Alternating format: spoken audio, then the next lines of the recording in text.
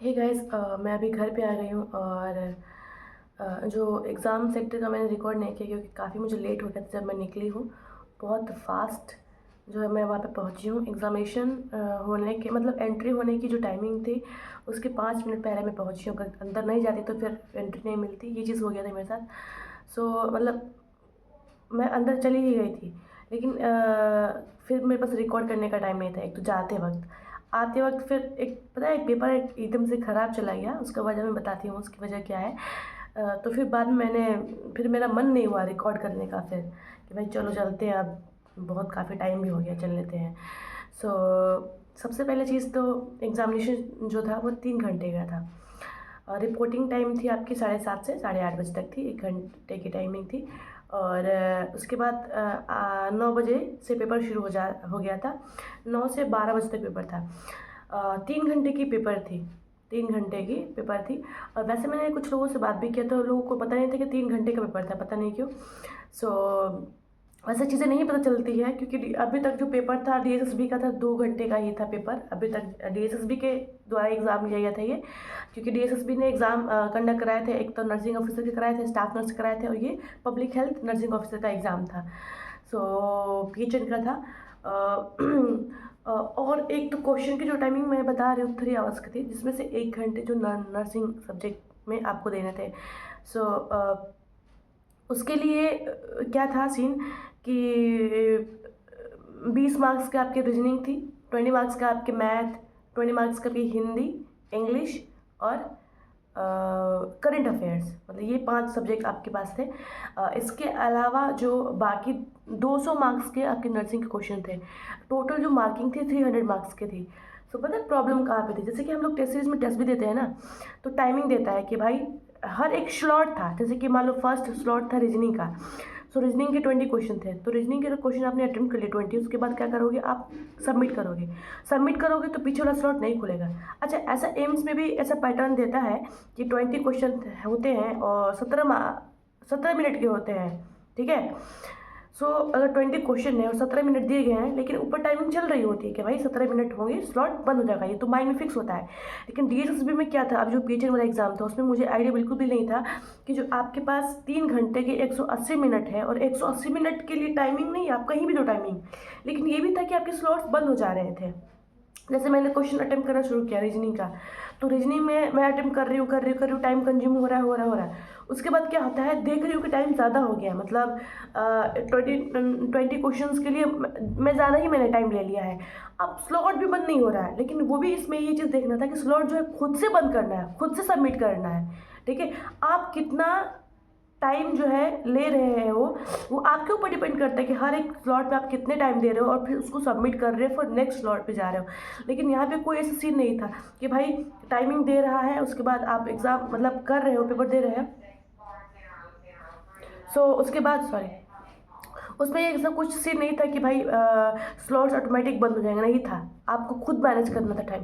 तो मुझे वहाँ पे प्रॉब्लम हो गया भाई, मतलब मैं ऑनेस्टली बता रही हूँ कि अभी तक का मुझे जो मतलब एक बैड एक्सपीरियंस होता है ना, पेपर देते वक्त कि पढ़ा है हो जाएगा और टाइम की कमी पड़ गई। ऐसा पहला एग्ज़ाम था मेरे लिए, क्योंकि मैंने कई सारे एग्ज़ाम भी दिए, वैसे ऐसी कोई बात नहीं है। कई दफ़ा हुए हैं चीज़ें, 2-3 जगह हुआ है, मतलब मास्टर्स में हो गए थे, एमएससी जो मैंने एग्ज़ाम दिया हुआ था। इसके अलावा डीजीएमई का एग्ज़ाम था ट्यूटर वाला, वो भी हो गया था। तो उसमें कुछ प्रॉब्लम आ गया था, क्या बोलते हैं, डीवी में, तो नहीं हुआ फिर। सो अभी तक जो मैंने इसके बावजूद भी मैंने एग्ज़ाम भी दी, तो थोड़ा बहुत पढ़ाई करके उस पर भी मैंने मतलब पढ़ाई क्या बोलते हो छूटा, कोई पछतावा नहीं हुआ, कोई रिग्रेट नहीं हुआ। लेकिन अभी तक का मेरे मेरे एक्सपीरियंस में ऐसा ही एग्ज़ाम था, मुझे बहुत गिल्ट फील हुआ। और मेरी तबीयत भी मतलब एक स्ट्रेस होता है यार, मतलब कितना भी कर लो, अवॉइड कर लो कि नहीं नहीं नहीं हो रहा है, नहीं नहीं कोई बात नहीं, कोई बात नहीं। इसके लिए मैंने पढ़ा था रीजनिंग। मैं नहीं पढ़ती हूँ, मैं आपको रियलिटी बता रही हूँ, नहीं पढ़ती थी रीजनिंग, क्योंकि हम लोग नर्सिंग वाले हैं, तो रीजनिंग पे, मैथ्स पे और बाकी सब सब्जेक्ट पे फोकस नहीं होता जितना नर्सिंग में फोकस होता है। ऑब्वियसली और नर्सिंग पे ही फोकस रहेगा। लेकिन मैं ना लगातार 10 दिन से रीजनिंग पढ़ रही थी, और जो सिलेक्शन होगा ऑब्वियसली सिर्फ नर्सिंग के क्वेश्चन करने से नहीं हो जाएगा, क्योंकि 200 का क्वेश्चन है, तो ज़रूरी नहीं है कि आप 200 में से 200 मार दोगे तो आ जाएगा। 300 नंबर के क्वेश्चन है अगर, तो कम से कम आपको 150 एबव लाना है या 200 लाना है मान लो, ठीक है। तो उसके लिए सारे सब्जेक्ट पे कमांड होना ज़रूरी है, ठीक है, नर्सिंग के अलावा भी। सो रीजनिंग में मैंने किया, ठीक है, बहुत टाइम ले लिया, बहुत टाइम कंज्यूम हो गया रीजनिंग में, और मैं सॉल्व कर रही थी, ऐसा नहीं कि सॉल्व नहीं कर रही थी, क्योंकि मैं भाई प्रैक्टिस कर रही थी रीजनिंग का। लेकिन फिर मैथ आया, फिर मैथ के मैं क्वेश्चंस रिव्यू कर रही थी, फिर मैथ रीजनिंग मैंने किया, देखो हिंदी किया और इंग्लिश किया, ये मतलब तुम लिख के ले लो कि मतलब ये मेरा अच्छा गया, बहुत अच्छा गया है, ठीक है, क्योंकि मैंने व्याकरण पढ़ा हुआ था हिंदी में, कारक समास संधि ये सब मैं पढ़ के गई थी। और इंग्लिश तो है थोड़ा बहुत मतलब ठीक ठाक है, इंग्लिश भी ठीक ठाक है कि भाई जो ग्रामर है वो भी ठीक था।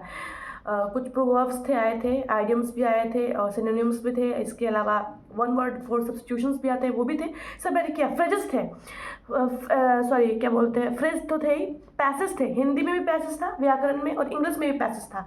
और एक पैसेज में से कम आपके पास 4 से 5 क्वेश्चन थे, इतना ध्यान रहे। व्याकरण में से अगर एक पैसेज दिया है तो एक पैसेज को पढ़ के आपको 4 क्वेश्चन अटेम्प्ट करने हैं, ठीक है, कि इस पैसेज का शीर्षक क्या हो सकता है, इंग्लिश में सेम था कि टाइटल क्या हो सकता है, ठीक, ग्रामर में भी यही सीन था। तो पता है क्या हुआ, तो एक क्वेश्चन को अटेम्प्ट करने के लिए हमने एक बार, ठीक है, पैसेज को अच्छे तरीके से पढ़ा, लेकिन फिर सेकंड क्वेश्चन आया, नहीं आ रहा है आंसर, डायरेक्ट आंसर उस क्वेश्चन का, तो फिर वापस से हमने पैसेज पढ़ा, फिर थर्ड क्वेश्चन के लिए वापस से पैसेज पढ़ा, फिर फोर्थ क्वेश्चन के लिए, मान लो क्वेश्चन 4 थे कम से कम, है ना, एक पैसेज में वापस से पैसेज पढ़ा, तो वो सबसे ज़्यादा मुझे लगता है टाइम कंज्यूमिंग मेरे लिए हो गया, बहुत ज़्यादा टाइम कंज्यूमिंग हो गया। ठीक है, ऐसे हिंदी वाले पैसेज में मैंने इतना टाइम दे दिया और इंग्लिश वाले पैसेज में इतना मैंने टाइम दे दिया, तो मेरे लिए काफ़ी वो मतलब टाइम कंज्यूमिंग इतना हो गया कि भाई रीजनिंग इतना मेरा ले गया, ठीक है, सॉल्व हो रहा है लेकिन भाई टाइम लग रहा है, बहुत ज़्यादा लग रहा है, मतलब जो पेपर मिला तो भर ही गया, इतना समझ लो। और क्या बोलते हैं, हिंदी में चला गया, इंग्लिश में टाइम चला गया मेरे पास। मुझे लगता है नर्सिंग के क्वेश्चन करने के लिए मतलब मैं टाइम नहीं मैनेज कर पाई। मेरे पास ये था कि नहीं नहीं अभी कर रही हूँ, अभी इतना में मैं नर्सिंग की कर लूँगी। नर्सिंग के भी स्लॉट थे भाई, नर्सिंग के कम से कम 10 स्लॉट थे, एक स्लॉट में 20 क्वेश्चन थे, अब इस हिसाब से लगा लो कितने क्वेश्चन थे। टोटल नर्सिंग के 200 क्वेश्चन थे, 200 के लिए 10 स्लॉट्स थे, और हर एक स्लॉट जो है सबमिट करो, उसके बाद हम पीछे नहीं जा सकते हैं। और ये भी नहीं कि टाइम चल रहा है भाई, कि जब टाइम चल रहा है तो भाई 20 क्वेश्चन है हमने किए और टाइम चला गया, मान लो 20 क्वेश्चन है, 20 मिनट ले लो या 18 मिनट ले लो, चलो टाइम चला गया, क्लोज जो स्लॉट है खुद ऑटोमेटिक सबमिट हो जाएगा, ऐसा भी सीन नहीं था। अब जितना टाइम खा सकते उतना टाइम खाओ, एकदम एक होता है ना चक्रव्यूह फंसाने वाला जाल में, इस तरीके से क्वेश्चन का जो टाइमिंग थी वो पता ही नहीं कर पाओगे कि भाई आपको किस क्वेश्चन में कहाँ ज़्यादा टाइम देना है। तो सबसे पहले तो टाइम मैनेज मतलब मेरे लिए पहली ऐसी दफ़ा है जो मुझे बहुत बुरा लगा सीरियसली, क्योंकि मैं टेस्ट सीरीज भी देती हूँ तो नर्सिंग के क्वेश्चन होते हैं, नर्सिंग के क्वेश्चन पढ़ने में ज़्यादा टाइम नहीं लगता जितना रीजनिंग को सॉल्व कर रही थी, और जितना पैसेज हिंदी ग्रामर वाला व्याकरण वाला कर रही थी, और इंग्लिश ग्रामर वाला जो मैं पैसेज बार बार पढ़ रही थी उसको करने में मुझे टाइम कंज्यूम जो हुआ ना, बहुत मुझे बुरा फील हुआ। सो बहुत बुरा लगा। इसकी जो सैलरी थी ना गाइज 1 लाख से ज़्यादा थी, क्योंकि अभी DSSB जो है स्टाफ नर्स का एग्ज़ाम ले रहा है, और जो नर्सिंग ऑफिसर का एग्ज़ाम लिया हुआ था उसकी जो सैलरी ना 97,000 है सर, 97,000, सोचो बहुत ज़्यादा है ना। सो ये जो अभी एग्ज़ाम था, मतलब कसम से मैं बता रही हूँ, मुझे इतना गिल्ट ज़िंदगी में पहली बार ऐसा फील हुआ है कि मतलब मैं पढ़ के गई और टाइम मेरे से मैनेज नहीं हो पाया, बहुत बुरा फील हुआ। तो ये तो मेरी मिस्टेक रही है। सो आप ऐसा मत करना, प्रिपेयर रहना, क्योंकि DSSB का जाल होता है। नॉन नर्सिंग तो क्वेश्चन रहेगा ही रहेगा, टाइमिंग के स्लॉट्स भी क्लोज हो जाएंगे, और टाइमिंग फिक्स नहीं रहेगा कि इतने टाइम पे एक स्लॉट फिक्स हो जाएगा, वो आपको डिसाइड करना होगा वहाँ पे। सो ये मेरे लिए बहुत ट्रिकी था भाई, मतलब मेरी तबीयत ख़राब हो गई थी ऐसे स्ट्रेस होता है। तो मैंने रिकॉर्ड कुछ किया नहीं, बहुत बुरा लगा। और अभी वैसे इतना ही मैं कहूँगी, और बाकी देखते हैं एग्ज़ाम में BTSC का क्या होता है। और मेरा टाइम बहुत भाई चला गया, क्योंकि BTSC के एग्ज़ाम यहाँ पे बिहार में है, और मैं एग्ज़ाम वहाँ पे देने चलेगी, तो मतलब मेरे होते हैं ना कि मेंटली प्रिपेयर रहते हो कि भाई जाना है, तो अब जाओ, तो वहाँ 2 दिन, आने में 2 दिन, फिर मतलब आने जाने में 3-4 दिन आपके चले गए। उसके पहले आप जो प्लानिंग कर रहे थे जाना है, पेपर देना है, 10 दिन से मैं रीजनिंग कर रही थी, नर्सिंग में थोड़ा सा कम मैंने फोकस कर दिया था कि भाई रीजनिंग भी इंपॉर्टेंट है, मतलब जितना नर्सिंग आ रहा है ठीक है।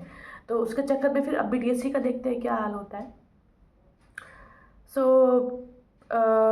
मतलब और क्या ही बोलूँ मैं।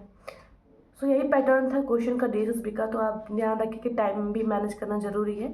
और जब क्वेश्चन आता है ना रीजनिंग वाला, भाई मेरे लिए बहुत ट्रिकी था कि भाई क्वेश्चन तो सब आ रहा है, लेकिन टाइम मैनेज नहीं हो पाया रीजनिंग की वजह से, हिंदी व्याकरण की वजह से, इंग्लिश ग्रामर की वजह से, तो थोड़ा सा बुरा लगा। सो आप प्रिपेयर करें, और कभी कभी ना पता है कॉन्फिडेंस भी लो हो जाता है। इस वक्त मैं बिल्कुल कॉन्फिडेंट थी कि भाई नहीं, करना है, हो जाएगा, एकदम मेंटली प्रिपेयर। क्योंकि इसके पहले मैंने जो एग्ज़ाम दिया था, जैसे मैं बता रही हूँ, एमएससी का मैंने एग्ज़ाम दिया हुआ था, जिसमें केजीएमई में मेरे 29 रैंक थे। उसको मैंने फर्स्ट टाइम एग्ज़ाम दिया है मास्टर का। और एक बार में नहीं होता है कि भाई चलो ये कंफर्म, मतलब ये अच्छा गया है, मतलब अंदर से ना एक हैप्पीनेस मिलती है कि नहीं, सेटिस्फैक्शन मिलता है कि हाँ मैंने चीज़ें की हुई है, तो ऑटोमेटिक पता चल जाता है कि भाई इसमें हो जाएगा। ठीक वैसे ही उस वक्त भी मेरा 29 रैंक आया था मास्टर्स में, एक बार में हो गया। फिर मैंने डीजीएमई का भी एग्ज़ाम दिया हुआ था, ट्यूटर का, वो कॉन्टैक्ट बेस का था, उसमें भी मेरा हो गया था, मतलब ऑब्वियसली हो गया था। और इंटरव्यू के लिए भी बुलाया गया था, और डीवी के लिए भी बुलाया गया था। सो डीवी में मेरा कट हो गया, क्योंकि पहले डीवी होता है फिर इंटरव्यू होता है, तो डॉक्यूमेंट वेरिफिकेशन सब आप वेरीफाइड हो जाओगे तभी तो आगे जाओगे, प्रोसीड करोगे। सो डीवी में मेरे फॉर्म भरते वक्त थोड़ा सा एक मिस्टेक हो गया था, तो उसके लिए पता नहीं, वैसे कंसेशन हो जाता है, क्योंकि अगर मैं बात करती तो ज़्यादा, क्योंकि 2-3 तरीके थे, लेकिन बहुत मैं लेट हो चुकी थी, थोड़ा मुझे आइडिया नहीं था उस वक्त। सो वो एक मेरी मिस्टेक रही है लाइफ में, 2-3 मिस्टेक रही है।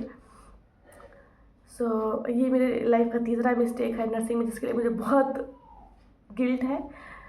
देखती हूँ, लाइफ है, कभी कभी कॉन्फिडेंस लो हो जाता है गाइस। लगता है कि एकदम सर पकड़ लिया है, भारीपन, क्या होगा लाइफ में, कुछ समझ नहीं आ रहा है, ऐसे भी स्टेजेस आते हैं, है ना। कि वैसे भी इंसान को जज नहीं करना चाहिए, कौन इंसान किस अंदर से किस वजह से या जूझ रहा हो किसी वजह से। सो किसी को हम एनालाइज नहीं कर सकते इस बेस पे। सो इतना ही कहूँगी, टाइम मैनेज करो, फोकस्ड रहो, कंसिस्टेंसी बनाए रखो। अगर चलो ठीक है, बीटीएससी के भी एग्ज़ाम है, उसके बाद भी एमयू के मेरे फॉर्म नहीं पड़ते, पीजीआई के एग्ज़ाम है, और 1-2 और एग्ज़ाम आते ही रहेंगे। सो उसके लिए प्रिपेयर रहना, देखते हैं, लाइफ है। So thank you so much. Video काफ़ी लंबा हो गया है, और मैंने चाहता कि वीडियो इतना लंबा मैं बनाऊँ, सो फिर भी हो गया है। So thank you so much इस वीडियो बनाने के लिए, और ऐसे नर्सिंग से रिगार्डिंग चैनल के लिए नोटिफिकेशंस के लिए चैनल को सब्सक्राइब करें, वीडियो को लाइक करें, और ज़्यादा से ज़्यादा शेयर करें। और मतलब मैं लाइफ में अगर फेल हो रही हूँ, तो मैं चाहती हूँ कि मेरे फेल्यूर की वजह से आगे वाला, सामने वाला बंदा सीखे, ठीक है। सो कहीं ना कहीं हम लोगों के फेल्यूर से भी हम चीज़ें सीख रहे होते हैं, तो ये भी इम्पोर्टेंट है, लाइफ का हिस्सा है बहुत ही ज़्यादा। सो टाटा बाय बाय, आज के लिए बहुत ज़्यादा हो गया।